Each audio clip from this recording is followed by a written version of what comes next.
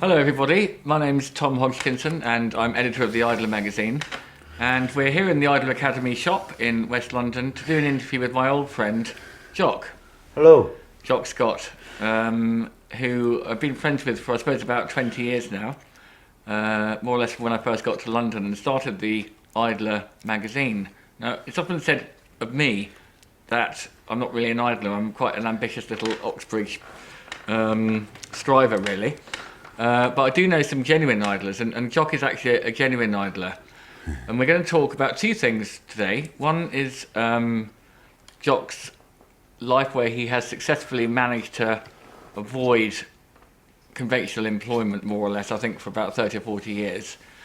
That's the first part of the interview. And then we're also going to talk about Jock's illness, because Jock was prescribed with pretty bad cancer all over his body about a year ago, or a couple of years ago? Maybe 6 months or 9 months. Only 6 to 9 months ago. I don't think it's as long as a year. Yeah, and he's elected not to do the chemo treatments and so on, and so we're going to talk about that.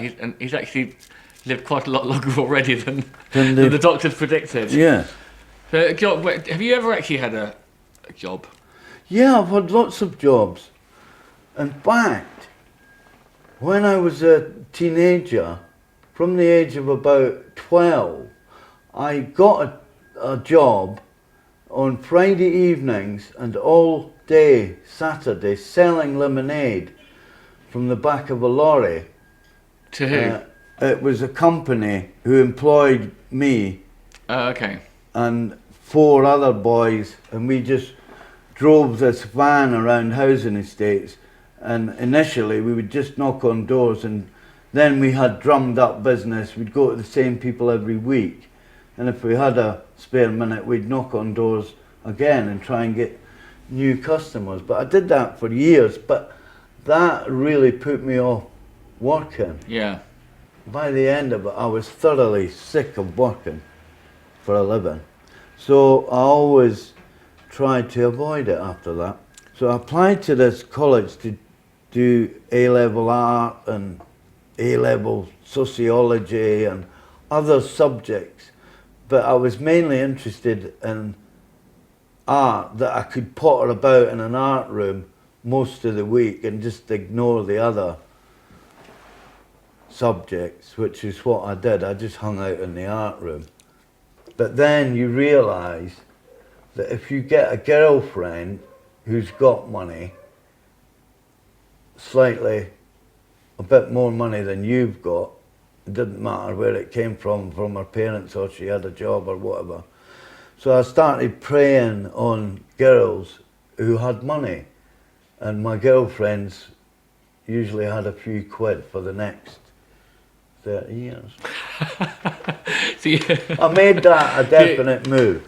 Was that really a conscious strategy? Yeah. It was definitely, does she bite her nails?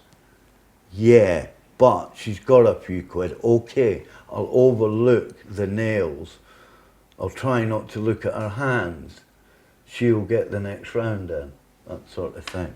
When did you come down to London? 1978, during the World Cup. I remember the World Cup was on, and Scotland were really struggling against teams like Iran. You know, they'd draw with Iran, it'd be 1-1 or a goalless draw. And then the same thing would happen with Iraq. And it was a really bad vibe in the country. It was more cheerful in London, was it? But that must have been the time of punk, 1977, 78. Well, while all this was going on, when Scotland was struggling against mediocre teams and the nation was taking it badly, I went to a concert by Ian Dury and the Blockheads, and I talked my way backstage, and I met Ian, and he said, come and have a drink with us after the show. And we continued drinking at the hotel. And then he said, the next day, we're playing in Glasgow tomorrow. If you want to come, we'll put you on the GL. So I went to Glasgow the next day and chatted some more, and he asked me, what are you doing? What are you doing for a living? And at the time I was working on a building site, and I was earning about 36 quid a week, and I told him that. And when I told him that, he said to a passing rodent, the roadie, he said, "Rodent, give me 36 quid. Have you got 36 quid? Give me it." And Rodent had the money, and he gave him 36 quid. And Ian set fire to the money above the ashtray, and he burnt this money. And he said, "It doesn't matter about the money. This is your life, you know. Come with us and we'll find something for you to do." And they did. They got me a job at Stiff Records, so I came and lived in London, and I had like the grooviest job going for the hip young record company. And you achieve these things almost by just having time. And having the time to talk to people, having the time to help people. And being lucky, I think. Yeah. Because I wasn't saying, "Can you give me a job? I want to move to London." That wasn't what drove me. Nothing drove me. It was happenstance. That's the way it turned out. And I think it's just luck. I've always been lucky. But it wasn't really a job. It was a dawdle. Compared to what you... Yeah, and you got free albums. Yeah. You got to go to any gig that you wanted to.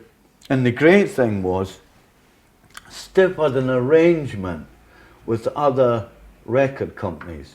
So you could phone up CBS and say, "I want whatever album, Miles Davis, or a blues collection or whatever, anything on CBS," and they'd send it over like that day.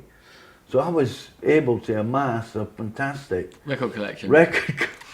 And you must have been going out to gigs all the time as well. We'd go to two or three gigs a night. We'd go to, because we were always looking for bands to sign, and our own bands would be playing.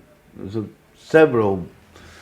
You know, they signed a lot of bands that were never heard of again, Pointed Sticks and people like that.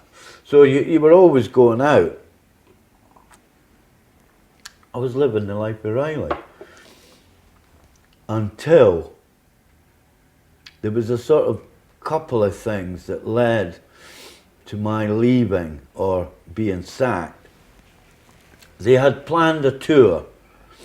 They were going to tour the UK with 4 or 5 bands, Mickey Jupp, Reckless Eric, Lena Lovitch, on a train. We were all going to go on the train, and it'd be the rock and roll train tour. Well, in order to avoid all the horrors of being on the road. Yeah, you